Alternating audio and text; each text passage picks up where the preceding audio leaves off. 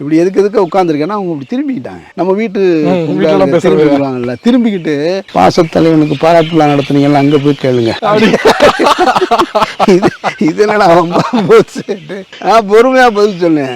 நீங்க சொல்றதெல்லாம் உண்மைதான். நாங்க பாராட்டு நடத்துற இல்ல, வேடிக்கை பார்த்த இடத்துல இருந்தோம். அது வேற டீம்.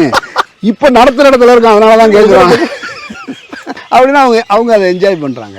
இப்போ இது இவங்களுடைய ஸ்டைலு. இப்போ கலைஞர்கிட்ட என்ன அப்படின்னா, அவருக்கு தெரியும் இவன் இந்த தத்துவத்தின் பின்னால் நிற்கிறவன், இவன் பிறப்பால் ஒரு இஸ்லாமிய குடும்பத்தை சேர்ந்தவன், இவன் வந்து அப்படின்னு கூப்பிட்டு அவருக்கு போய் நான் ஒரு ஷால் போடுறேன். என்ன இவங்க கிட்ட இருந்தால் கலைஞரை கையை பிடிச்சி பேச முடியும். பேசி இருக்கும்போது ஐயா நீங்கள் தான் செஞ்சு கொடுக்கலாம் அப்படின்னு கையை பிடிச்சிட்டோம்னா அப்படியே விட்டுருவார். அந்த கையை நம்ம கைக்குள்ளேயே இருக்கும். நம்ம எப்போ விட்றோமா அப்போ தான் அவர் எடுப்பார். அது அவருடைய அணுகுமுறை. அப்போ ஃபஸ்ட் டைம் அவரை நான் பார்க்கும்போது ஒரு ஷால் போட்டு நின்றுக்கிட்டே இருந்தேன். அவருக்கு தெரியும் இவன் காலில் விழ மாட்டான்னு.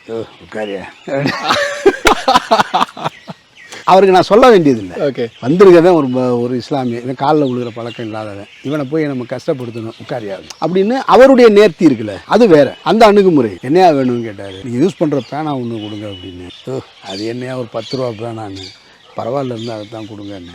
உடனே கீழே சண்முனானுக்கு ஃபோன் அடித்தார். நான் எழுதுகிற பேனா ஒன்று. அவர் என்ன பேனான்னு கேட்டிருப்பார்ல. நான் கேட்டேன், நான் எழுதுறதாயா அப்படின்னாரு. அவர் பேனாவை எடுத்துகிட்டு வந்து கொடு அப்படின்னோடனே, இந்த டைரக்டர் கேட்குறாருயா வந்திருக்கா அப்படின்னோடனே அவர் மேலே ஏறி வந்தோடனே என் கையில் பேனா கொடுத்தாரு. அங்கே தான் கலைஞரை நீங்கள் புரிஞ்சுக்கணும். அப்படியா அதை வாங்கி எழுதுதான்னு பார்த்துட்டு எழுதி பார்த்துட்டு கையில் கொடுத்தாரு. இது எழுதாமல் போயிடுச்சுன்னா இவன் சொல்லவும் மாட்டானே நம்மக்கிட்டன்னு. அப்போ அந்த அணுகுமுறையை அவர்கிட்ட பார்க்க முடிஞ்சிச்சு. அப்புறம் அந்த பாராட்டு விழா நடத்தினாங்க இல்லையா, பாசத்தலைவனுக்கு பாராட்டு விழா, அந்த நிகழ்வுல ஸ்டேஜ்லேயே நான் அவரை வந்து கையை பிடிச்சி லாக் பண்ணிட்டேன். அந்த வீடியோலாம் பார்த்தீங்கன்னா அந்த ஃபுட்டேஜ் இருக்கும். அநேகமாக கலைஞர் டிவியில் இருக்குன்னு நினைக்கிறேன் நான்.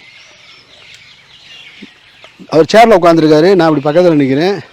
இந்த பக்கம் மம்முட்டி சார் நிற்கிறாரு, இந்த பக்கம் கமல் நிற்கிறாரு, எல்லாம் நிற்கிறாங்க. நான் அவர் கையை பிடிச்சி அவருக்கு வந்து மம்முட்டி கூட பேசுகிற மனநிலையில் இருக்கார் அவர்.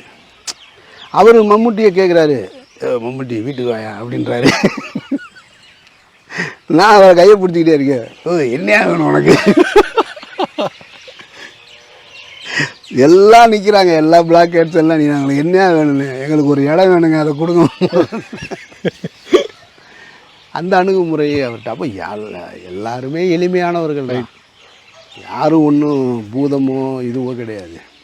அவர்களிடமிருந்து எதையாவது பெறுவதற்காக போய் நிற்கும் பொழுது அவங்க வேறையா பார்க்குறாங்க. அவங்க எவ்வளோ பேரை பார்த்துருப்பாங்க.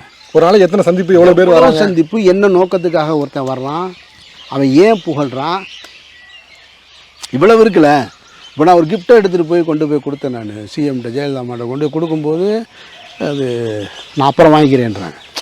அவங்க சொன்ன காரணம் என்னென்னா, பெப்சி தொழிலாளர்கிட்ட போய் நான் வாங்கணுமா, ஓகே நாளில் கொடுக்கணும் அப்படின்றாங்க. அப்போ நான் சொன்னேன், நான் இல்லைம்மா பரவாயில்ல, நான் உங்களுக்காக எடுத்துகிட்டு வந்துட்டேன்னு சொல்கிறேன். அதுக்கு ஒரு பதில் சொல்கிறாங்க.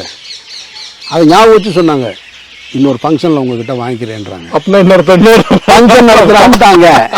ஆக்சுவலாக நடத்தக்கூடிய சூழல் அங்கிட்டு இல்லாமல் போயிடுச்சு. ஓகே, அதுக்கப்புறமா